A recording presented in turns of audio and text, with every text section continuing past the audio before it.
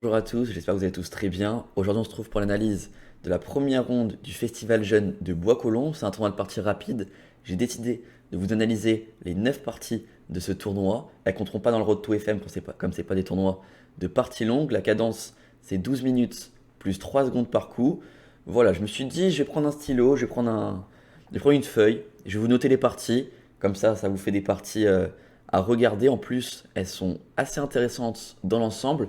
Il y a une grosse différence de Elo à cette première ronde. Je joue contre Garcia, Le Guillou Roll, 1199 estimé, donc il n'a pas encore fait de tournoi de partie longue.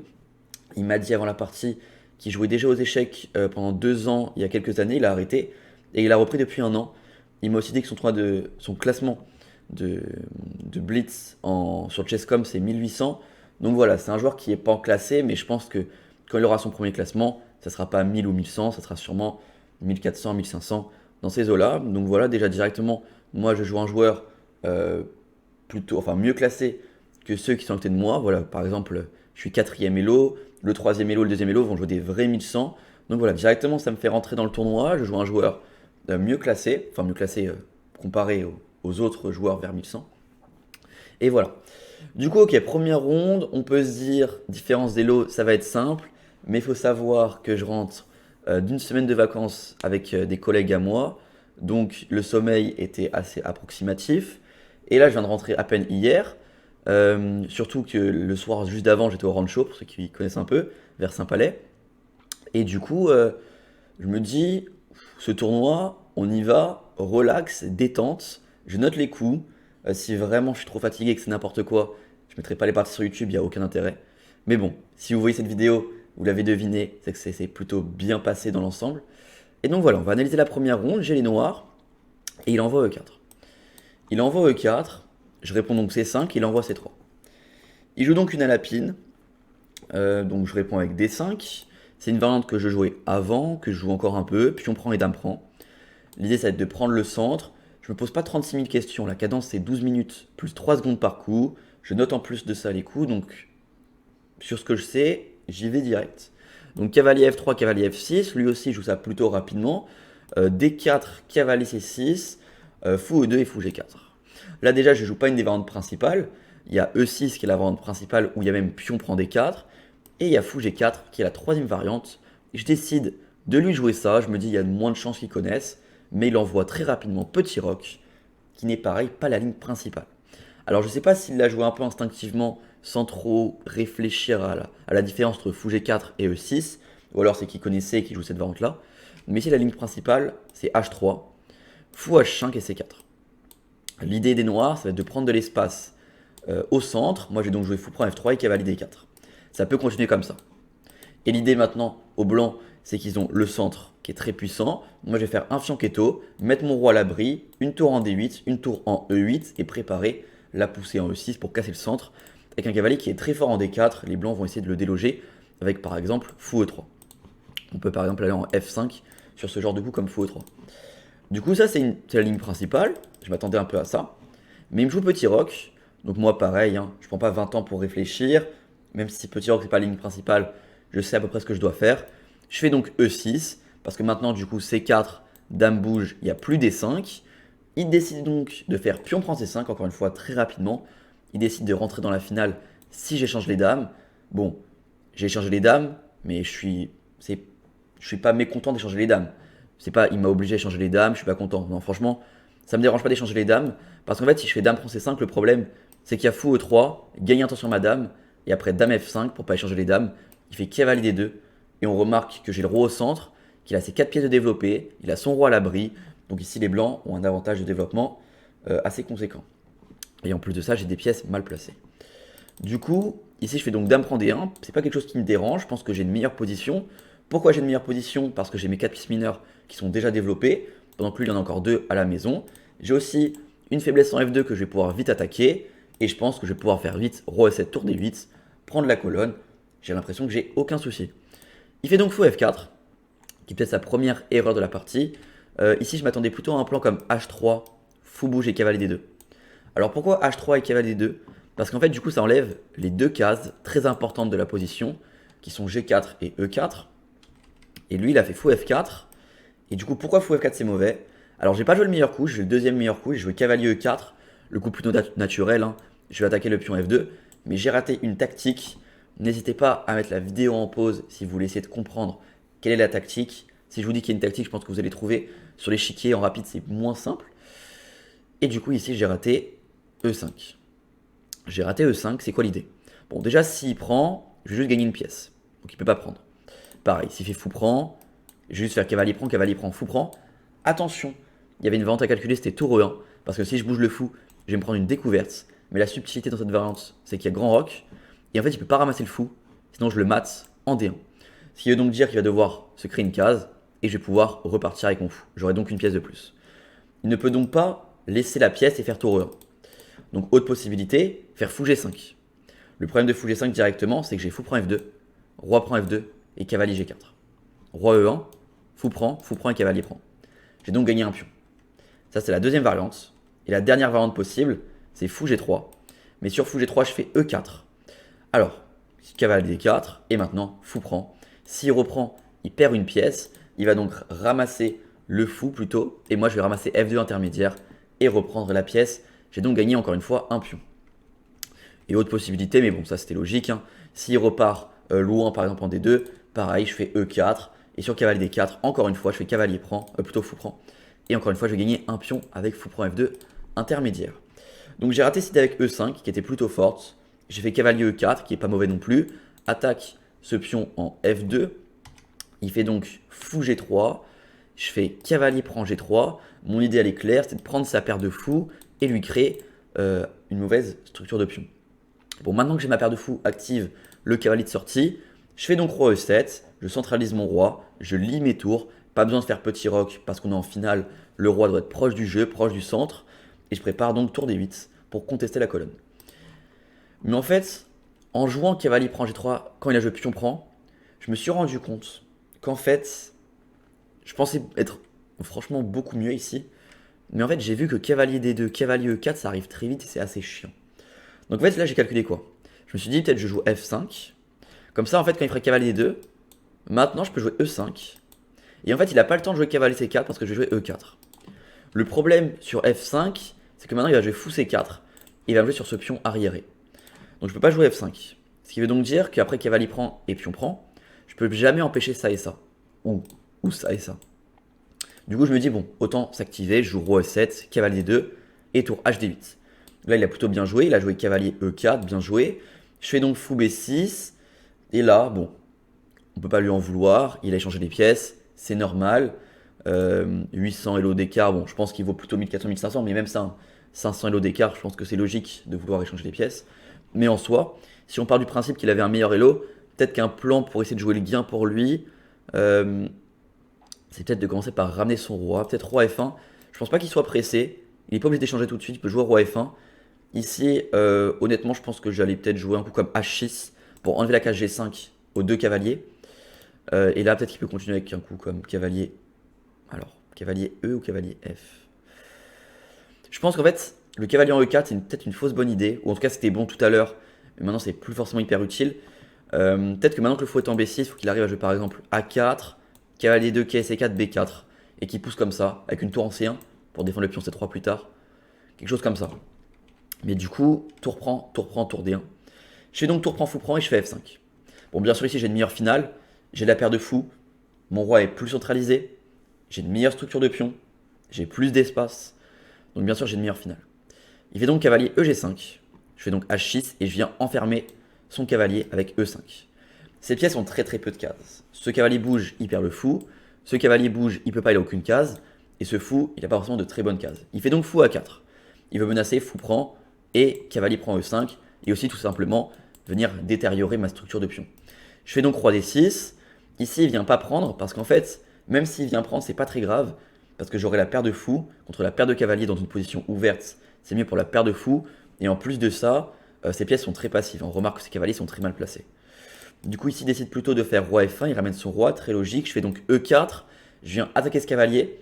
Alors E4, ça peut être à la fois un coup logique et à la fois un coup illogique, parce que du coup je libère la case F4, mais en fait je me suis dit que j'allais faire E4, cavalier bouge et fou prend H3.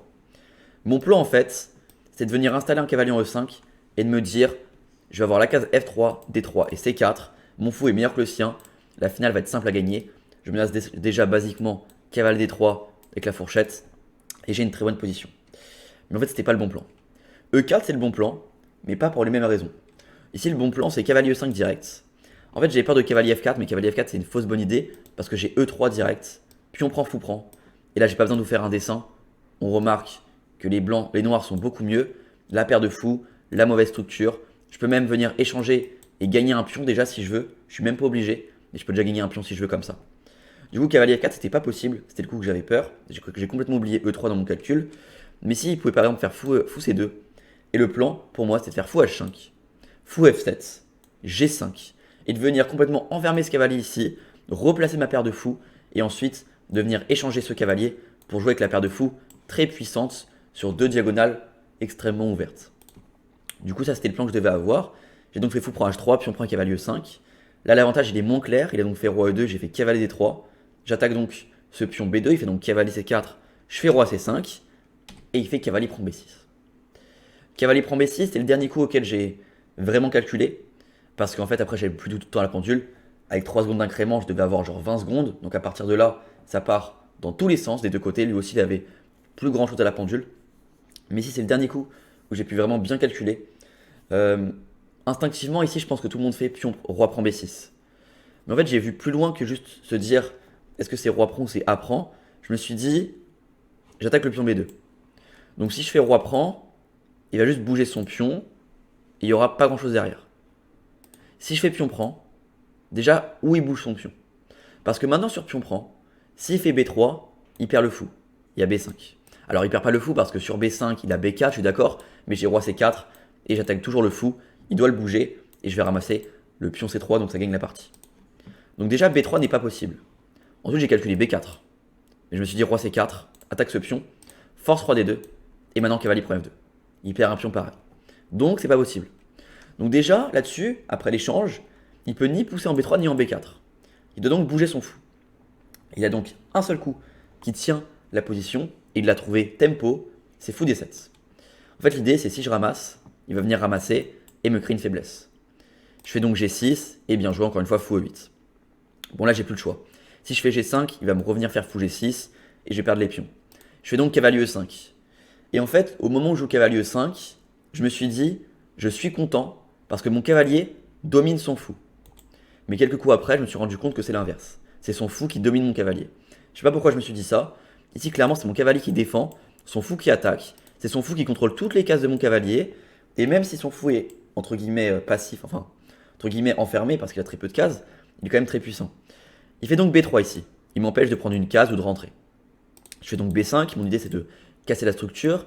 Il fait roi E3 et je fais B4. Ici, il a fait une erreur, c'est C4. Bon, après, on n'a plus beaucoup de temps à la pendule. À partir de là, ça va faire des erreurs de chaque côté. Mais ici, le bon coup pour faire match nul, c'est pion prend. Et en fait, c'est une ligne quasiment forcée. Il y a 17 coups de variante jusqu'au match nul.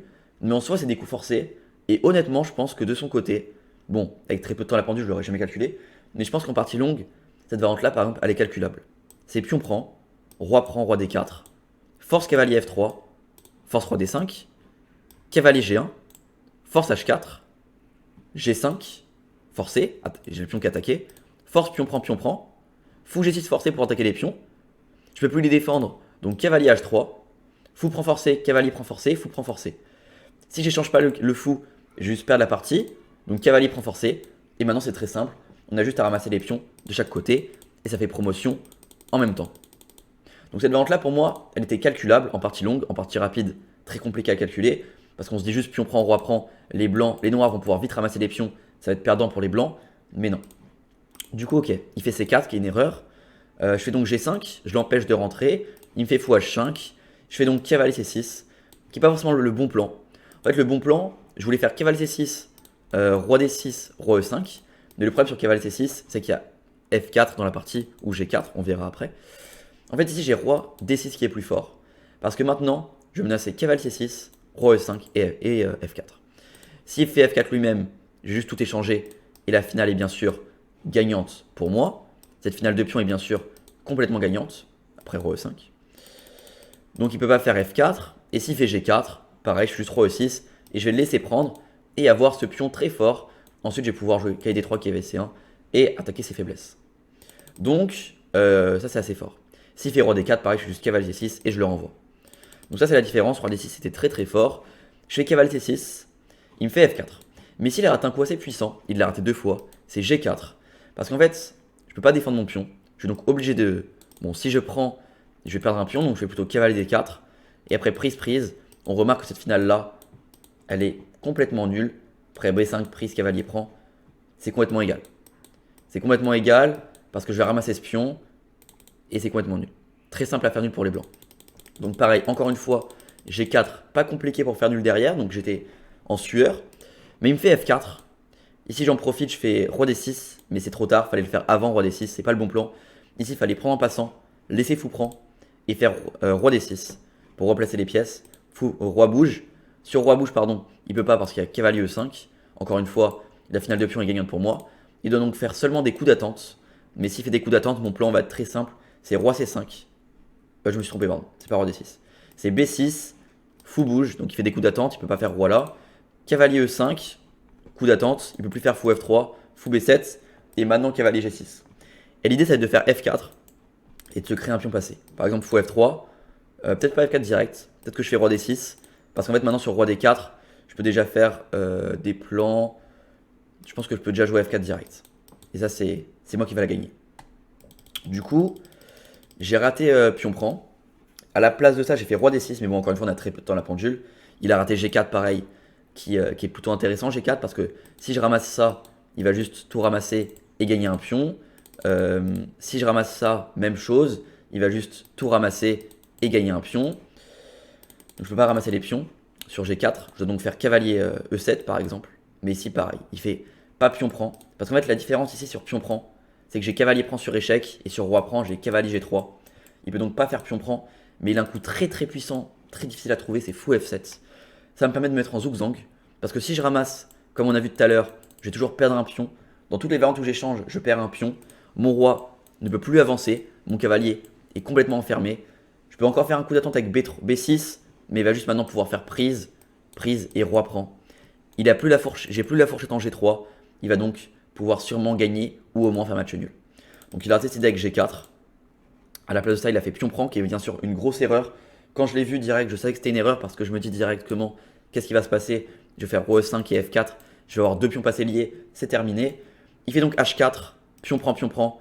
Mais bon, là, il faut savoir que c'est la première ronde. Toutes les parties sont terminées.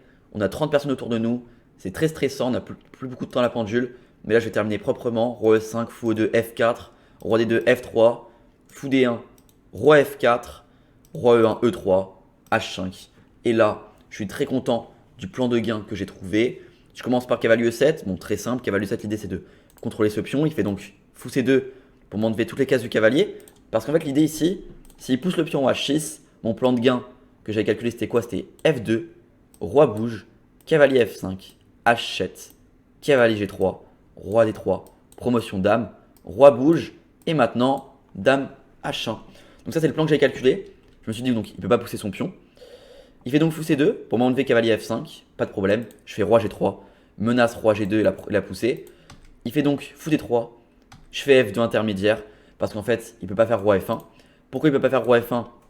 Encore une fois, cette variante-là, je suis très content de l'avoir calculé avec très peu de temps à la pendule. C'est cavalier C6, parce qu'en fait, sur H6, j'ai cavalier D4, et sur H7, maintenant, très joli, j'ai E2, force fou prend, et cavalier C2. Menace mat en E3, s'il fait promotion, très joli. Et s'il bouge son fou, je fais cavalier E3, roi E2, promotion dame, prise, et ensuite je peux revenir avec ma dame pour gagner la partie. Donc, roi F1, ça mate direct. Il a donc fait, enfin ça gagne direct. Il a donc fait roi D1, j'ai donc fait roi G2, menace la promotion. Il a fait H6, j'ai fait promotion. Il a fait fou prend, j'ai fait roi prend. Et c'est donc abandon des blancs, tout simplement parce qu'en fait, même s'il fait H7, j'ai juste faire E2 promotion et cavalier G6, c'est terminé. Partie plutôt intéressante, très intéressante même. C'est pour ça que je vous la montre aussi. Hein. Voilà, oui, il y a une différence de niveau entre les deux joueurs avec les lots, mais la partie est quand même très intéressante. On va faire le bilan de partie pour voir si ça s'est bien passé. Ouais, hop, tac. Oups, j'ai oublié d'enlever ça. On va se mettre comme ça pour voir le bilan de partie. Ok. Bon, pour une partie rapide, c'est plutôt correct, 82.3 je pense. Il a fait 79. Donc on voit au niveau du graphique que j'ai eu l'avantage dans le milieu de jeu. J'ai pas réussi à convertir. Ensuite, on avait très peu de temps à la pendule. Il avait un gain. Enfin, un gain. Il était peut-être à plus 1.